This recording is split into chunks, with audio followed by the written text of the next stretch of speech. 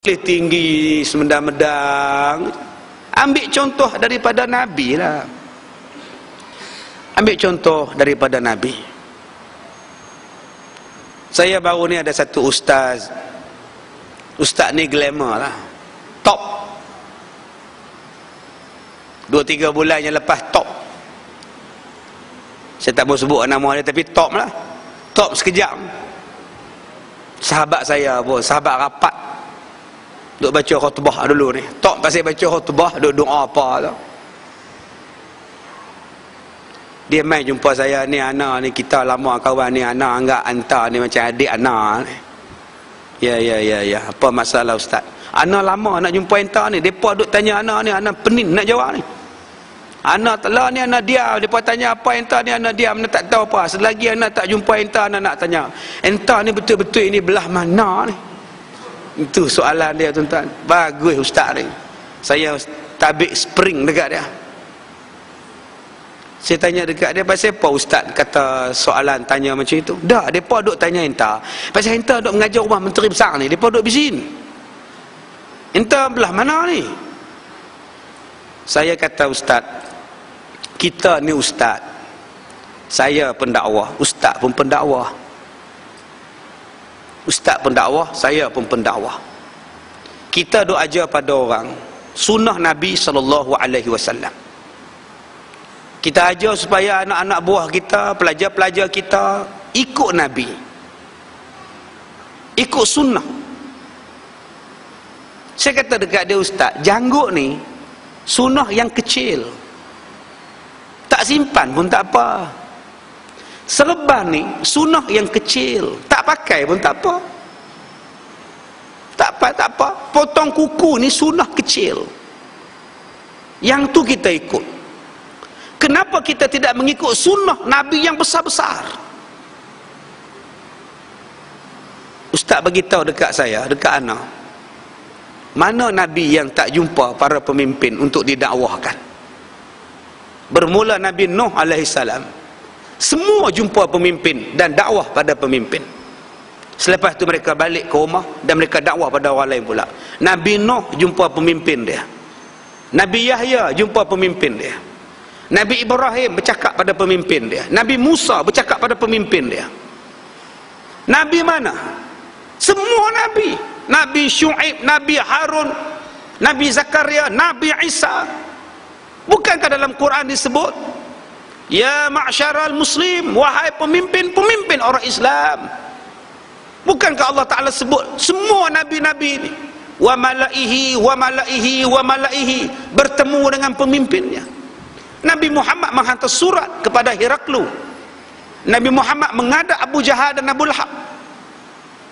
Nabi Muhammad pergi bertentang, hantar utusan, jumpa dengan pemimpin besar. Nabi mana yang tak jumpa? Bukankah Nabi berkata jihad yang paling besar ialah bercakap benar dan yang hak di hadapan pemimpin? Kalau anak tak masuk, siapa yang akan masuk? Kalau anak tak bercakap, siapa yang akan bercakap? Dan setakat ni anak masuk ada tak pernah cakap apa-apa, melainkan anak kata taat kepada Allah, ikut peraturan Allah, ikut undang-undang Allah. Tak apa, anak balik dulu. Ni tuan-tuan kena faham. Janganlah kutuk tak habis-habis, tibai tak habis-habis. Saya bukan orang politik, saya penceramah, saya pendakwah. Janganlah orang politik hentam saya. Orang politik buat kerja politik, saya kerja saya. Kerja saya untuk dakwah pada orang. Dan saya tidak boleh berpolitik 24 jam. Siapa yang nak jaga budak-budak rempit? Kalau semua ustaz sibuk dengan politik, kita meninggalkan banyak orang yang perlu kita dakwah. Mak rempit, siapa nak jaga? Orang murtad, siapa nak jaga? Gerakan kristianisasi, siapa nak jaga? Gay, siapa nak jaga? Orang miskin. Sekarang saya bela orang miskin, saya bela mak rempit, saya jaga budak-budak yang sakit, anak yatim. Saya tengok mak-mak isap dadah. Saya ada program khas dengan penagih-penagih dadah. Saya ada program khas dengan pondan. Kalau ini tak dinampak, duk sibuk hentam Ustaz Kazim saja. Apa ini tuan-tuan? Sebab tu saya tak mau. Saya kata patutnya tuan-tuan sokong saya. Bukan buat ceramah hentam saya dalam internet, dalam Facebook. Kalau saya fed up nanti, saya berhenti, saya jadi penyanyi baru tahu. Tolonglah jaga 745 orang pelajar-pelajar saya yang duk hafal Quran, orang miskin, orang mu'allaf. Kamu bidang kamu, saya bidang saya. Kalau bercakap politik senang, tapi nak membuat, nak jaga mu'allaf, nak bagi makan mereka. 2 hari lepas mu'allaf datang jumpa saya, perempuan umur 34 tahun, laki tinggal 7 tahun dah, suami Melayu tinggal, hidup susah lah ni, duk kerja tadi ke China. Dia kata dia tak mau balik rumah mak dia. Asal balik rumah mak dia tanya, bila mau keluar Islam? Bila mau keluar Islam? Saya tak mau balik Ustaz, sebab saya tak tahu jawapan tu apa mau jawab. Mak suka tanya, bila mau keluar Islam? Bila mau keluar Islam? Sebab apa dia kata macam tu? Sebab tak ada orang Islam bantu dia. Sekarang saya sekolah tadi ke China Ustaz, harga gaji adalah dekat 2,000. Tapi saya tak seronok sebab saya tak tolong orang agama saya tolong agama lain. Kata, kenapa tak minta kerja rumah orang Islam, tadi ke Islam, sekolah Islam? Ada minta, tapi gaji 400. Sewa rumah 200,500, mau makan apa? Betul juga. Kan orang Islam ni dia suka ikhlas. 400 ikhlas ya. Dia ingat kenyang gamaknya dengan ikhlas.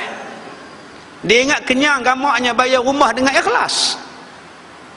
Ikhlas kita dengan manusia, dengan Allah macam mana? Kita kata kita sebut ikhlas dengan manusia, dengan Allah. Ikhlaskah kita bagi pada mu'allaf yang terbiar, yang dah mak bapak buang, yang tak ada duit, laki pun tinggal, bagi 400, ikhlaskah kita? Buatnya dia masuk Islam balik macam mana? Dia keluar Islam macam mana? Siapa nak jaga ya ni? Ni malam ni anak yatim daripada Kedah datang 3 orang naik bas. Tadi dia hantar mesej dah, Ustaz, kami dekat-dekat ni, sekali siapa nak ambil kami, hang telefon nombor ni, sekali dia pun ambil ampah. Jangan takut, saya di Kuala Lumpur ni. Bapa aksiden, mati ni naik lori, putih kepala, pecah kepala, aksiden. Siapa nak belak? Sebab ada orang yang buat ceramah di tempat saya, di Batu Kurau, 3 kali berturut-turut ceramah politik, hanya hentam saya ya. Di kampung saya. Masya Allah. Yang main dengar tu pak menakan saya, sepupu, 6 pupu, 2 pupu, pakai duk nganga. Nak kena mereka ni, nak menakan aku ni. Mereka tunjuk slide gambar Ustaz Kazim kempen di Barisan Nasional di Hulu Selangor, kata mereka. Mereka tunjuk gambar saya bagi topi warna biru. Nampak ni Ustaz Kazim tak boleh pakai, dia kempen boykot. Astaghfirullahalazim. Menang saya tengok gambar ni. Gambar tang mana ni? Rupa-rupanya gambar saya bagi topi untuk orang peserta korban tahun lepas.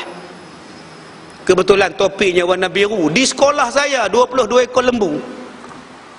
Yang pakai topi saja yang boleh sembelih lembu dan yang buat kerja lembu. Yang lain jangan campur, sagi daging berjalan. Maka kita bagi topi. Yang pakai topi je boleh duduk rapat-rapat, yang lain-lain duduk jojo, sagi kita bagi daging. Topi tu mereka kata saya kempen.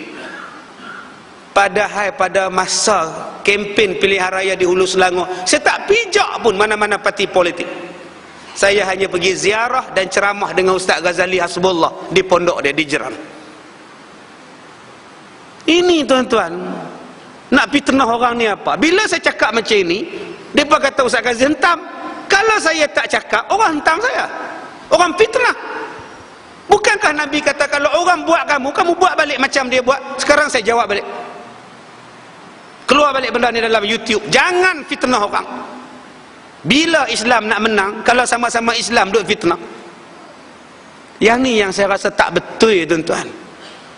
Saya dah buat kerja banyak dah untuk orang yang liar, untuk orang yang lari pada rumah, untuk yang mengandung tanpa nikah, untuk mu'alaf, tarik orang masuk Islam. Janganlah usik Ustaz Kazim. Bila usik Ustaz Kazim tak rugi, perjuangan kamu yang rugi. Nanti orang akan bertikai, apa ni hampa dengan Ustaz Kazim wajib bergaduh ni?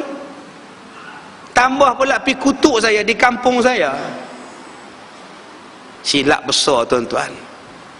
Jadi saya minta pada tuan-tuan yang mana terlibat, yang mana duk rapat dengan mereka ni, nasihat lah. Saya bukan musuh politik. Sepatutnya orang macam saya ini didampingi, didekati, bantu mana patut bantu.